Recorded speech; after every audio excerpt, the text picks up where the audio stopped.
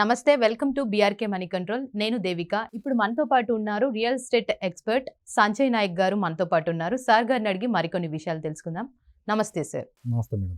Sir, ఇప్పుడు real ఎస్టేట్లో business చేయాలంటే ఎలాంటి క్వాలిటీస్ ఉండాలి సార్? రియల్ ఎస్టేట్లో ఏంటంటే చాలామంది వస్తారు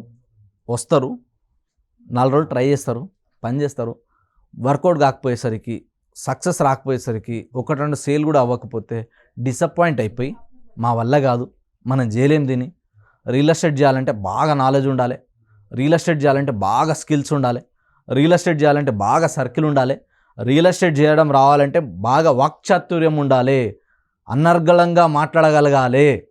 రియల్ ఎస్టేట్ అంటే పెద్ద పెద్దోళ్ళే చేస్తారు, రాజకీయ నాయకులు చేస్తారు, తర్వాత రౌడీలు చేస్తారు, గూండాలు చేస్తారు, దాదాలు చేస్తారు, బాగా పైసలు ఉన్నోళ్ళు చేస్తారు. మనం ఏడ చేస్తాం, మనతోనే ఏడవుతుంది అని అనుకుంటారు చాలామంది. అండ్ రియల్ ఎస్టేట్ చేయాలంటే చాలా రిస్క్ ఉంటుంది, రియల్ ఎస్టేట్లో పోతే మర్డర్లు అవుతాయి, రియల్ ఎస్టేట్లో ఉంటే చాలా అంటే తాగుడు తినుడు పోలీస్ కేసులు అన్నీ ఉంటాయి దీంట్లో అని అనుకుంటారు చాలామంది. సో దీంట్లో ఏంటంటే చాలామందికి ఒక సైడే తెలుసు రియల్ ఎస్టేట్ అంటే. రియల్ ఎస్టేట్ అంటే పైసలు బాగా వచ్చేది, రియల్ ఎస్టేట్ అంటే మోసాలు చేసే ఇండస్ట్రీ అని చెప్పి చాలామంది భ్రమలో ఉంటారు. ఎందుకంటే రియల్ ఎస్టేట్ అనేది ఒక పవిత్రమైన బిజినెస్. కొనే వ్యక్తి అమ్మే వ్యక్తి ఇద్దరు బాగుపడగలిగే ప్రొఫెషన్ రియల్ ఎస్టేట్. కొన్న తర్వాత ఎప్పుడు అప్రిషియేషన్ వచ్చే ప్రోడక్ట్ ఏదైనా ఉంది అంటే that is real estate sale. కాబట్టి రియల్ ఎస్టేట్ అనేది చాలా పవిత్రమైనది. సో రియల్ ఎస్టేట్ అనేది ఒకరి డ్రీమ్ని ఫుల్ఫిల్ చేసే బిజినెస్. ఇది ప్లాట్లు అమ్ముడు ల్యాండ్లు అమ్ముడు ఇది కాదు బిజినెస్ అంటే, ఒకరి డ్రీమ్. సో డ్రీమ్స్ని సేల్ చేసే బిజినెసే రియల్ ఎస్టేట్ బిజినెస్. కాబట్టి రియల్ ఎస్టేట్ అనేది ఒక పవిత్రమైన బిజినెస్. దీంట్లో కెరియర్ ఆపర్చునిటీస్ అద్భుతంగా ఉంటాయి. ఇది మనం ఫస్ట్ నమ్మాలి అండ్ ఈ ప్రొఫెషన్కి రెస్పెక్ట్ ఇవ్వాలి. ఇది ఫస్ట్ ఇంపార్టెంట్. సెకండ్ వచ్చేసి ఏంటంటే రియల్ ఎస్టేట్లో రావాలంటే మీకు age, knowledge, skills, talent, circle ఏం అవసరం లేదు. రియల్ ఎస్టేట్లో ఎందుకు రావాలి, ఏం కావాలి మనకు మన లైఫ్లో పర్పస్ అనేది ఫస్ట్ క్లియర్ ఉండాలి. ఇది చాలా ఇంపార్టెంట్. ఎందుకంటే ఈ రియల్ ఎస్టేట్ ప్రొఫెషన్ యొక్క గొప్పతనం ఏంటంటే ఒక డాక్టర్ లాయర్ పని చేయగలుగుతారా? చేయలేరు. లాయర్ టీచర్ పని, టీచర్ ఇంజనీర్ పని, ఇంజనీర్ పోలీస్ పని చేయలేడు కదా. అంటే ఈ భూమి మీద ఒక ప్రొఫెషన్లో ఉన్న వ్యక్తి ఇంకో ప్రొఫెషన్ జాబ్ చేయలేడు. కానీ ఏ ప్రొఫెషన్లో వాళ్ళైనా సరే చేయగలిగే ఏకైక ప్రొఫెషనే సేల్స్ అండ్ మార్కెటింగ్. ఆ సేల్స్ అండ్ మార్కెటింగ్లో కూడా ఎప్పుడు డిమాండ్ ఉండేది, ఎప్పుడు కరిగిపోనిది, అరిగిపోనిది, తరిగిపోనిది, ఎవరు ఎత్తుకోని ప్రోడక్ట్ ఏదైనా ఉంది అంటే that is land, that is real estate. కాబట్టి రియల్ ఎస్టేట్లో అద్భుతమైన ఆపర్చునిటీ ఉంటాయి. మీరు ఏదన్నా ఒక జాబ్ చేస్తే మీరు నెలకి ఎంత ఇన్కమ్ సంపాదించాలో మీ బాస్ కానీ మీ హెచ్ఆర్ కానీ కంపెనీలో ఉన్న మేనేజ్మెంట్ డిసైడ్ చేస్తుంది. కానీ మీకు ఎంత కావాలంటే అంత సంపాదించుకునే ఏకైక పొటెన్షియల్ ఏదైనా ఉంది అంటే దట్ ఈజ్ రియల్ ఎస్టేట్. ఇక్కడ మీకు 50,000 కావాలా 50,000 వస్తాయి, 5 లక్షలు కావాలా 5 లక్షలు వస్తాయి, 5 కోట్లు కావాలా 5 కోట్లు వస్తాయి. అంత సంపాదించే పొటెన్షియల్ ఈ రియల్ ఎస్టేట్ ఇండస్ట్రీకి ఉంది. సో దీంట్లో మనం సక్సెస్ కావాలంటే ఏం చేయాలంటే ఫస్ట్ ఇంపార్టెంట్ రియల్ ఎస్టేట్లో సక్సెస్ అయిన వాళ్ళతో ఉండాలి. First associate with successful people. అంటే రియల్ ఎస్టేట్లో ఇప్పుడు ఏంటంటే కంపెనీస్ ఉన్నాయి, రియల్ ఎస్టేట్ కంపెనీలో జాయిన్ అవుతారా, లేదా రియల్ ఎస్టేట్లో ఆల్రెడీ మాస్టర్స్ ఉన్నారు, వాళ్ళతో మనం కనెక్ట్ అవ్వాలి. రియల్ ఎస్టేట్ నాకు తెలీదు, రియల్ ఎస్టేట్లోకి రావాలనుకుంటున్నాము, నేర్చుకోవాలనుకుంటున్నాము అని చెప్పి అసోసియేట్ అవ్వగలిగితే తొందరగా మనం గ్రోత్ అవ్వచ్చు. దీంట్లో ఇంకోటి ఏంటంటే మనము వచ్చినప్పుడు స్టార్టింగ్లో ఏంటంటే అన్ని గాడిద కష్టం మొత్తం వరకు నేనే చేయాలనుకోవద్దు. ఎప్పుడు కూడా ఏంటంటే ఒక సపోర్ట్ తీసుకోవాలి. ఇది చాలా ఇంపార్టెంట్ పాయింట్. సో సపోర్ట్ తీసుకోవాలి. మనం దీంట్లో గ్రో కావాలంటే మనకు ఉండాల్సిన కొన్ని క్వాలిటీస్లో ఫస్ట్ ఇంపార్టెంట్ క్వాలిటీ ఏంటంటే లెర్నింగ్. కంటిన్యూస్గా లెర్నింగ్ చేస్తూ ఉండాలి. నాకు అంత వచ్చు, నేనే రైటు, ఈ ఫీలింగ్ ఎప్పుడు రావద్దు. రెగ్యులర్గా లెర్నింగ్ చేస్తూ ఉండాలి. సెకండ్ వచ్చేసి ఏంటంటే ఒక కమిట్మెంట్ తీసుకోవాలి లైఫ్లో. అంటే నేను ఏం చేయాలి, ఏం కావాలి నాకు అన్నది ఒక కమిట్మెంట్ తీసుకొని దాన్ని కట్టుబడి ఉండాలి. దీంతో పాటు ఏంటంటే రెగ్యులర్గా ట్రైనింగ్స్కి మీటింగ్స్కి అటెండ్ అవుతూ ఉండాలి. రెగ్యులర్గా కొత్త వాళ్ళని కలుస్తూ ఉండాలి. కొత్త వాళ్ళకి మన ప్రోడక్ట్ గురించి సర్వీస్ ఇస్తూ ఉండాలి, సపోర్ట్ చేస్తూ ఉండాలి, ఎక్కువ మందికి మనం ప్రమోట్ చేస్తూ ఉండాలి. ఆ తర్వాత వచ్చేసి ఏంటంటే రెగ్యులర్గా మనము కస్టమర్లకి వాళ్ళకి మనకి ఏదైతే మెయిన్గా మనం వాళ్ళకి సాల్వ్ చేస్తున్నామో వాళ్ళకి ఏమి ఇస్తున్నామో దాని మీద పనిచేయాలి. మనకి ఎంత వస్తుంది అన్నది కాదు, కస్టమర్కి ఏం వాల్యూ వస్తుంది అన్నది చూసుకోవాలి. ఇంకోటి ఏంటంటే అది రైట్ కంపెనీయా కాదా అన్నది చూసుకోవాలి, రైట్ మెంటర్ ఉన్నారా లేదా అన్నది చూసుకోవాలి. బుక్స్ చదవడం కానీ ఆడియోస్ వీడియోస్ వినడం కానీ చేస్తూ ఉండాలి. ఎందుకంటే లెర్నింగ్ కదా. మనకి ప్రొడక్ట్ నాలెడ్జ్ ఉండాలి ఫస్ట్, మనం ఏదైనా ఒక బిజినెస్లో గ్రో కావాలంటే. సెకండ్ వచ్చేసింది ప్రొడక్ట్ నాలెడ్జ్ తర్వాత మనకి కంపెనీ పట్ల అవేర్నెస్ ఉండాలి, కంపెనీ గురించి కంపెనీ నాలెడ్జ్ మనకు తెలిసి ఉండాలి. దీని తర్వాత వచ్చేసి మన సెల్ఫ్ గురించి మనకు తెలవాలి, మన దగ్గర ఉన్న ప్లస్ ఏంది మైనస్ ఏంది, మన స్ట్రెంగ్త్ ఏముంది, మన వీక్నెస్ ఏముంది అన్నది తెలుసుకోవాలి. దీని తర్వాత ఏంటంటే ఎప్పుడు కూడా డబ్బు కోసమే మనం పనిచేయద్దు, ఎప్పుడు కూడా మనం డబ్బు వస్తే చాలు, ఎవరు ఎట్లా పోయినా నాకు చాలే అనుకోవద్దు. ఇంకొక పాయింట్ ఏంటంటే ఎప్పుడు వచ్చినా కూడా కస్టమర్లకి మంచి రెస్పెక్ట్ ఇవ్వాలి, కస్టమర్లని ట్రీట్మెంట్ అనేది అద్భుతంగా ఉండాలి. మన దగ్గర వచ్చే కస్టమర్లకి హాస్పిటాలిటీ ఎలా ఉండాలంటే మనం ఇచ్చే మర్యాదను చూసి మనకు ఫిదా అయిపోవాలి customer. So customer point of వ్యూలో ఆలోచించి మనం ఒక ఇన్వెస్టర్ లాగా ఆలోచించాలి. ఇంకొకటి ఏంటంటే ట్రస్ట్ బిల్డింగ్ అనేది చాలా ఇంపార్టెంట్. ఎందుకంటే ఎంత ఎక్కువ ట్రస్ట్ ఉంటే మార్కెట్లో, మీకు ఎంత ఎక్కువ ఫేస్ వాల్యూ ఉంటే అంత ఎక్కువ బిజినెస్ అవుతుంది. కాబట్టి ట్రస్ట్ సంపాదించడం ఇంపార్టెంట్ మార్కెట్లో. మనకంటూ ఓన్ ఒక ఐడెంటిటీ క్రియేట్ చేయడం ఇంపార్టెంట్. మార్కెట్లో వేల మంది ఉంటారు కాంపిటీషన్, సో కాంపిటీషన్ని మనం ఎట్లా దాటాలి. ఇంకోటి ఏంటంటే ప్లాట్స్ ఉన్నాయి, ల్యాండ్స్ ఉన్నాయి, ఫ్లాట్స్ ఉన్నాయి, ఎలాంటి సెగ్మెంట్ ఎంచుకోవాలన్నది కూడా తెలుసుకోవాలి. ఇవి తెలుసుకున్న తర్వాత మాత్రమే మనం రియల్ ఎస్టేట్లో గ్రోత్ అవుతాం. అండ్ ఇంకోటి ఏంటంటే దీంట్లో ఎప్పుడు కూడా ఎంత డబ్బు వచ్చినా కూడా ఏంటంటే షో ఆఫ్లకు వెళ్ళొద్దు. చాలామంది ఇక్కడ మిస్టేక్ చేస్తారు. డబ్బులు రాగానే ఏంటంటే ఒకటేసారి షో ఆఫ్ చేయడం కానీ, లేకపోతే డబ్బులు వస్తే ఏంటంటే నాకు ఇంత డబ్బులు వచ్చినాయి డప్పు కొట్టుకుంటే చెప్తారు చాలామంది. అట్లా చెప్పొద్దు.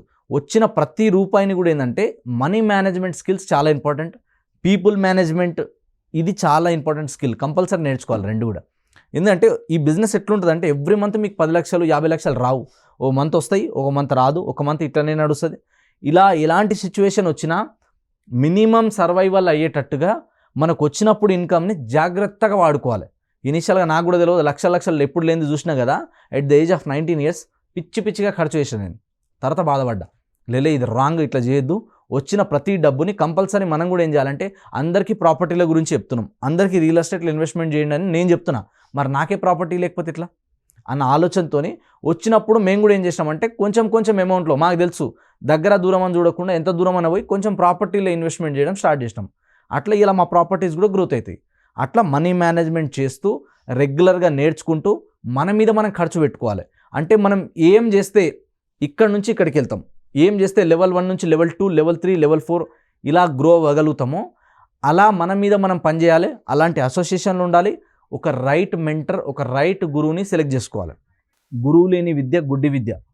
అండ్ ఎప్పుడు కూడా ఏంటంటే వచ్చిన దాంతో సాల్లే అయిపోయిందిలే మస్తున్నాంలే అనుకోవద్దు, నెక్స్ట్ స్టెప్కి ఎదగాలి.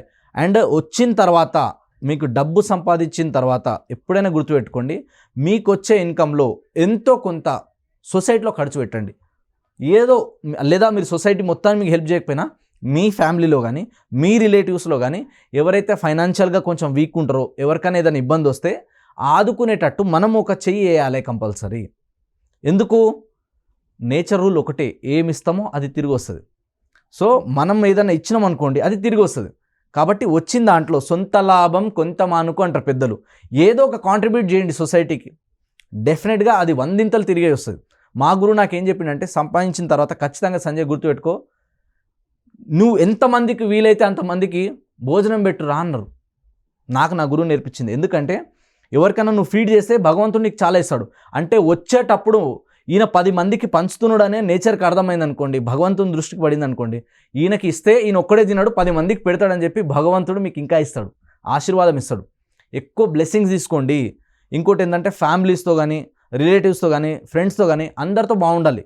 కొట్లాటలు పంచాయతీలు లాంటిది పెట్టుకోవద్దు. అందరితో కలిసిమెలిసి ఉండి అందరితో రిలేషన్షిప్ బిల్డింగ్ అని, మన లీడర్షిప్ స్కిల్స్ బిల్డ్ చేసుకోవడం కానీ వీటి మీద మనం పనిచేయగలిగితే, మన యాటిట్యూడ్ మీద, మన అటైర్ మీద, మన బాడీ లాంగ్వేజ్ మీద మనం పనిచేయగలిగితే మాత్రం ఇలాంటి క్వాలిటీస్ అన్నీ మనం బిల్డ్ చేసుకుంటే తొందరగా గ్రోత్ అవుతాం. అండ్ ఫైనల్ ఇంపార్టెంట్ పాయింట్ ఏంటంటే ఇంటెన్షన్ ఎప్పుడు కూడా ఏంటంటే రైట్ ఇంటెన్షన్ ఉండాలి. చీట్ చేయాలి, మోసాలు చేయాలి ఇలాంటి ఆలోచనతో ఉండొద్దు. అట్లా వస్తే ఎక్కువ టైం మనం మార్కెట్లో సస్టైన్ కాలేం. కాబట్టి ఒక రైట్ కంపెనీని, ఒక రైట్ మెంటర్ని సెలెక్ట్ చేసుకొని, ఒక రైట్ ప్రోడక్ట్ని సెలెక్ట్ చేసుకొని వెయిట్ చేయాలి. అంటే ఎక్కువ టైం ఉండాలి దాంట్లో. 3 నెలలు 6 నెలలు ట్రై చేస్తా తగులుతుంది అనుకుంటే మీరు గ్రో అవ్వలేరు.